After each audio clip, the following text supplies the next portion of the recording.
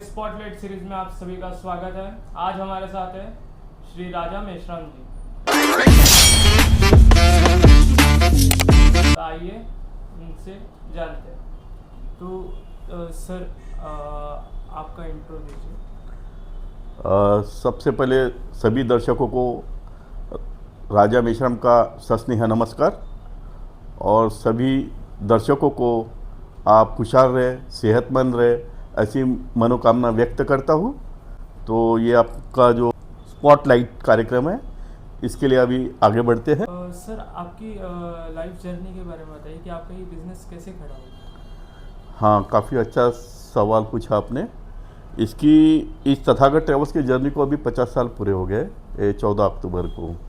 इसके पहले पिताजी एमेच्योर टूर करते थे और एमेच्योर टूर होने की वजह से काफ़ी तकलीफ़ें भी हुई, बहुत ज़्यादा समस्या भी हुई, खाने पीने की भी परेशानी हो गई। उस ज़माने में मॉडर्न सुविधा भी नहीं थी और काफ़ी प्रतिकूल परिस्थिति में उस ज़माने में टूर को ऑर्गेनाइज़ किया जाता था। जैसे मान के चलो, आज के ज़माने में आपके पास एलपीजी सिलेंडर है, बहुत सारी सुविधा है, होटल्स है।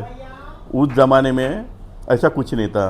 जैसे किचन वाले ग्रुप टूर होते थे, तो मान के चलो नागपुर से जो बस निकलती थी तो हम लोग उसके साथ लकड़ियाँ तक लेके जाते थे।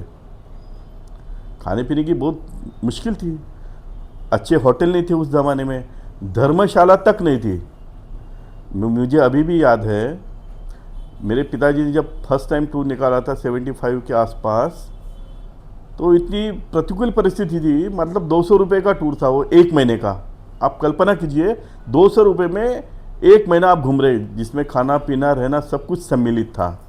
लेकिन दुर्भाग्य की बात यह है कि उस ज़माने में पैसा कम था। पैसा कम होने की वजह से प्रॉपर जो सवारी होती थी, यात्री होती थी, उनकी संख्या पूर्ण नहीं हो पाती थी। इसकी वजह से हम लोगों को काफ़ी नुकसान हो गया और होते ही रहा। घर बिक गया, दार बिक गया, सब कुछ बिक गया। फुटपाथ से फिर इसको फिर से खड़ा करना पड़ा। सर, जैसे हम देख रहे हैं कि यानी इतनी अनुकूल परिस्थिति का सामना करते हुए भी आपने ये बिजनेस एक मुकाम तक आप लेके आए हुए हैं। इस जर्नी में आपको कोई भी एक ऐसा टूर जो आपका सबसे ज़्यादा करीबी टूर रहा हो या यादगार टूर रहा हो, जिसमें चैलेंजेस भी हो, लेकिन वो टूर कहीं ना कहीं एक टर्निंग पॉइंट भी बना हो आपके बिजनेस के लिए? पात्रिकर जी, आपने काफ़ी अच्छा सवाल पूछा। ऐसे नहीं कि हम ही केवल नागपुर शहर में या महाराष्ट्र में अकेली ट्रैवल्स कंपनी थी। तो इसमें टर्निंग पॉइंट लाने का एक कारण रहा, उस ज़माने में लोग केवल नेपाल साइड, उत्तर भारत और दक्षिण भारत में घूमते थे। बीच में 80 के 90 के दशक में हिमाचल का क्रेज़ आया, उसके पहले कश्मीर भी चलता था।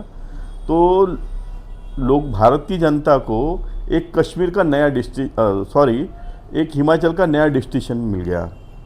तो मैंने जब देखा कि सारे लोग दिल्ली से दिल्ली टूर करते हैं, मान के चलो अभी दिल्ली हो गया, कुरुक्षेत्र दिल्ली हो गया, कुल्लू मनाली हो गया, डलहौजी, धर्मशाला और अमृतसर से वापस आते थे। ये इसमें वैष्णो देवी भी कुछ लोग लेते थे। तो मैंने बोला, यार सब लोग एक जैसे अगर काम करते होंगे तो फिर हमारे पास सवारी कैसी आएगी। तो हमने इसी डेस्टिनेशन को थोड़े और डेस्टिनेशन जोड़ दिए। जैसे कि मान के चलो, हमने इसके अंदर जोड़ दिया आगरा, फतेहपुर सिकरी, मथुरा, वृंदावन, हरिद्वार, ऋषिकेश, देहरादून, मसूरी और इधर वैष्णो देवी और कुरुक्षेत्र जोड़ दिया। इसमें क्या हुआ, होटल भी वही थे, व्यवस्था भी वही थी और सारी बातें एक जैसी थी। तो हमने खान पान में भी अपने बदलाव कर दिया। बाकी लोग पोहा और चाय देते, तो हमने कम से कम नाश्ते की डिशेस 10-12 कर दी। और पहले लोग केवल वेज फूड देते थे, हम भी देते थे। हमने इसको वेज और नॉन वेज दोनों में कन्वर्ट कर दिया। जब लोग टैली करने लग गए, तुलना करने लग गए, यार मैं इतने पैसे में इतने से गाँव देखूंगा और मेरा फूड ये होगा और मैं केवल 3 दिन ज़्यादा एडिशनल दूंगा और इतनी सारी चीज़ें मुझे ज़्यादा देखने मिलेगी। तो उसके वजह से लोगों का जो फ्लो है तथागत ट्रेवल्स की तरफ बढ़ने लगा था। बिल्कुल सर, हम देखते हैं कि यानी जैसे हर एक बिजनेस में एक इनोवेशन हमेशा लाना चाहिए, जिसके थ्रू वो बिजनेस कहीं ना कहीं एक स्टेप आगे ही जाता है। वैसे ही स्टार्टिंग से जो आपने इनोवेशन इसमें इन्वॉल्व किए गए हैं, हम देख रहे हैं कि आपको काफ़ी जगह से रिकग्नाइज भी किया हुआ है तथागत ट्रैवल्स को, काफ़ी सारे अवार्ड भी मिले हुए हैं। सर अभी की परिस्थिति देखते हुए हम आप जो इस बिजनेस में न्यू कमर्स आना चाहते हैं या जो सोच रहे कि इस फील्ड में आए, उनके लिए क्या सजेस्ट करोगे कि ये टाइम सही है इस फील्ड में आने के लिए? काफ़ी अच्छा सवाल पूछा आपने। नए लोगों ने ज़रूर आना चाहिए। इस फील्ड के अंदर पढ़े लिखे लोग काफ़ी कम हैं, लेकिन जो न्यू कमर्स आ रहे वो ज़्यादा पढ़े लिखे भी है, इनके पास एनर्जी भी है, इनोवेशन भी है, लेकिन एक चीज़ की कमी है, इनके अंदर पेशेंस नहीं है। कोई भी अगर व्यापार करना चाहते हो तो आपके अंदर पाइथन, जिसको अजगर बोलते हैं ना, उसके जैसा पेशेंस होना चाहिए, तभी आपको यश मिलेगा। अदरवाइज कंपनी आधे में से बंद हो जाएगी और कर्जे में चले जाओगे। नहीं, बिल्कुल। अभी हम देख रहे हैं कि जो वर्तमान स्थिति है, एक तरफ सिलेंडर के रेट, एक तरफ ईंधन की समस्या, पेट्रोल के रेट सभी हाल ही में हाइक हुए हैं, इसका कितना असर आपके इस बिजनेस में अभी के दौर पे पड़ा हुआ है? सर इसमें तो काफ़ी ज़्यादा इम्पैक्ट पड़ा हुआ है। फ्यूल क्राइसिस हो गए, गैस क्राइसिस हो गए और रेट हाइक हो गए। इसके वजह से इसमें रेट में काफ़ी ज़्यादा फ्लक्चुएशन आ गया। हम लोग जो बुकिंग लेते हैं, कम से कम 3-4 महीने पहले बुकिंग लेते हैं और एक प्रॉफिट बहुत कम होता है इसके अंदर। और जो मिसलेनियस खर्चे या अनएक्सपेक्टेड खर्चे आते हैं तो उसमें हम लोग लॉस में चले जाते हैं। इसमें जो होती है व्यवस्था एक ढंग से होनी चाहिए, क्योंकि कस्टमर ने जो जितना पैसा दिया उससे ज़्यादा तो देगा नहीं। अगर ये बीच में अगर रेट बढ़ते हैं तो हम लोगों को काफ़ी खामियाजा उठाना पड़ता है। नहीं, बिल्कुल। और इसी को मैं आगे लेके चलता हूँ, इसी क्वेश्चन को थोड़ा। सर हम देखते हैं कि एक टूर भी अरेंज हम करते हैं तो स्टार्ट टू एंड तक टूर के बहुत सारे फैक्टर्स रहते हैं।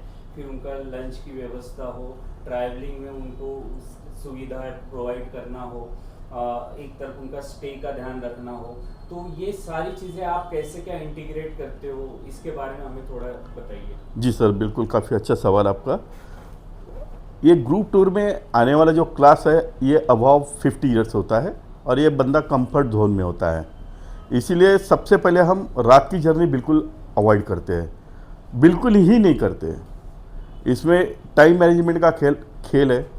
हमारे पास 30 साल पुरानी डेडिकेटेड टीम है, जो कुकिंग टीम होती है, क्योंकि महाराष्ट्र का बंदा जो जाएगा, स्पेशली विदर्भ का, उसको ना स्पाइसी फूड चाहिए होता है, जिसको हम मराठी में सावजी फूड बोलते हैं। उस टाइप का फूड चाहिए होता है। हम अगर बाहर जाएंगे, मान के चलो नॉर्थ ईस्ट में जाएंगे या नॉर्थ में जाएंगे या साउथ में जाएंगे, तो अपना जो विदर्भ का खान पान है वो ज़रा अलग टाइप का है। इसीलिए किचन टीम को साथ में रखना पड़ता है और फूड भी कॉम्प्रिहेंसिव होना चाहिए और मेनू भी रिपीट नहीं होना चाहिए। तो हमारी जो टीम है काफ़ी डेडिकेटेड टीम है, इसीलिए खान पान की जो हमारी तारीफ़ है हर एक बंदा करेगा। अगर तुलनात्मक देखोगे तो बाकी के ट्रैवल्स वाले कहीं पर भी नहीं है। तो ये कितपत यानी अफोर्डेबल आपके लिए होता है कि एक कुकिंग टीम भी साथ में कैरी करके लेके जाना, क्योंकि हमें ट्रैवल्स भी हमें एक कंपनी तौर पे अगर हम देखा जाए कि सबसे पहले हम देखते हैं प्रॉफिट, कितने ज़्यादा लोग उस टूर में शामिल हो, लेकिन कहीं ना कहीं वो सीट आप रिजर्व रखते हैं अपने कुक्स के लिए वगैरह, तो कितना मुश्किल और कितना इम्पैक्ट रहता है आपके बिजनेस पे? हाँ, दिनों दिन तो तकलीफ़ हो रही है, काफ़ी सारे रूल्स एंड रेगुलेशन आ रहे। काफ़ी लोग सिलेंडर भी कैरी नहीं कर पा रहे, तो मुश्किलों का दौर तो है, सामना भी करना पड़ रहा है। लेकिन कस्टमर की जो रिक्वायरमेंट है उसको देखते हुए हम लोग ये भी चैलेंज एक्सेप्ट कर रहे हैं, ताकि कस्टमर को 100% सेटिस्फेक्शन मिले। सर अभी तक आपने यानी टोटल कितने टूर्स ऑर्गेनाइज किए हुए हैं? कुछ ऐसे टूर्स भी होंगे जो कि आप महाराष्ट्र टूरिज्म के साथ भी क्या कोलैबोरेटेड या इंक्यूबेटेड है? जी सर, बिल्कुल है। आप देख रहे पीछे में सर्टिफिकेट लगे हुए, इनके भी लगे हुए, सभी ये मेन ऑर्गेनाइजेशन है उसके भी सर्टिफिकेट लगे हुए।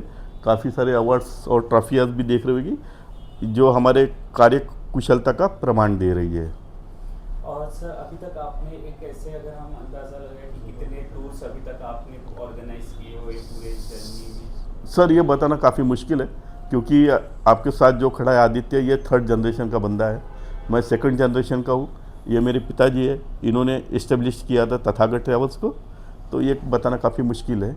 नहीं, बिल्कुल। हम देख रहे हैं कि तथागत ट्रैवल्स एक ट्रेडिशनल टूरिज्म से स्टार्ट होकर धीरे धीरे उनमें इनोवेशन करते हुए आज इस मुकाम तक पहुंचा हुआ है। नेशनल वेब मीडिया की तरफ से और भी ज़्यादा शुभकामनाएं। आप ये कार्य को आप ऐसी नई नई चीज़ें इंट्रोड्यूस करते रहे अपने टूरिज़्म में, और इसका लाभ जो है वो विदर्भ के लोगों को खास तौर पे होता है। सर, और कुछ आपके बिजनेस के बारे में आप हमें बताना चाहें, या जो इस फील्ड में आ रहे हैं उनको एक मोटिवेशन मिल पाए आपके जर्नी के हिसाब से, तो ऐसी कोई बात जो आप हमसे शेयर कर सकें? जी, इसके पहले मैंने बोला है इंटरव्यू के मध्याह्न कि आज के लड़कों ने आना चाहिए, अपने जो नए इनोवेशन है, अपनी जो स्टडी है, उसका फ़ायदा इस बिज़नेस में करना चाहिए। लेकिन मैं उनको एक ही संदेश देना चाहूँगा कि आपको इसके अंदर काफ़ी धैर्य रखना पड़ेगा। ऐसा नहीं है कि टूर ऑपरेटर का ही बिज़नेस करना है, आप कोई भी बिज़नेस करो, कोई भी छोटी सी मूंगफली बेचो, लेकिन आपको कोई भी व्यवसाय में धैर्य रखना पड़ेगा, तभी इसके अंदर उत्कर्ष संभव है, अन्यथा नहीं। सर, एक लास्ट क्वेश्चन कि आप हमसे शेयर करना चाहोगे कि हमारे टूर्स कहाँ कहाँ तक अभी, यानी कितनी सिटीज़ है, कितनी लोकेशन हम कवर कर रहे हैं? सर, हम तो डोमेस्टिक इंटरनेशनल टूर सारे करते हैं और वर्ल्ड वाइड काम करते हैं। और इसकी प्रोसेस क्या रहती है? कितने दिन पहले से बुकिंग स्टार्ट हो जाती है, या तो फिर ऐसा कोई टूर होता है कि जिससे फिर आप रजिस्ट्रेशन लेके फिर उसमें ये करते हो एंट्रीज? राइट, इसमें ये होता है जो अर्ली बर्ड ऑफ़र होती है, इसके अंदर लोगों को काफ़ी सहूलियत होती है, और जो लेट कमर आते हैं वो फ़्लाइट की टिकट, होटल के सर चार्जेस लगते हैं, तो काफ़ी उनको महंगा भी पड़ता है। तो अच्छी प्लानिंग के लिए कम से कम 4 महीने के पहले अपना टूर बुक करना चाहिए, ताकि आपको वो टूर अफोर्डेबल हो सके। और तथागत ट्रैवल्स से कांटेक्ट करने के लिए सर, आपका इंस्टाग्राम, सोशल मीडिया पे हमने देखा कि प्रेजेंस भी है, तो ऑनलाइन भी आप रजिस्ट्रेशन या इंक्वायरीज लेते हो? जी सर, बिल्कुल लेते हैं। ठीक है sir, thank you so much sir. National web media की तरफ से तथागत ट्रैवल्स और आपको बहुत बहुत शुभकामनाएं। ऐसी ही सर्विस विदर्भ वासियों के लिए तथागत ट्रैवल्स देता रहेगा, ये आशा, और आपको बहुत बहुत शुभकामनाएं। आपका भी धन्यवाद और आपके सभी दर्शकों का धन्यवाद।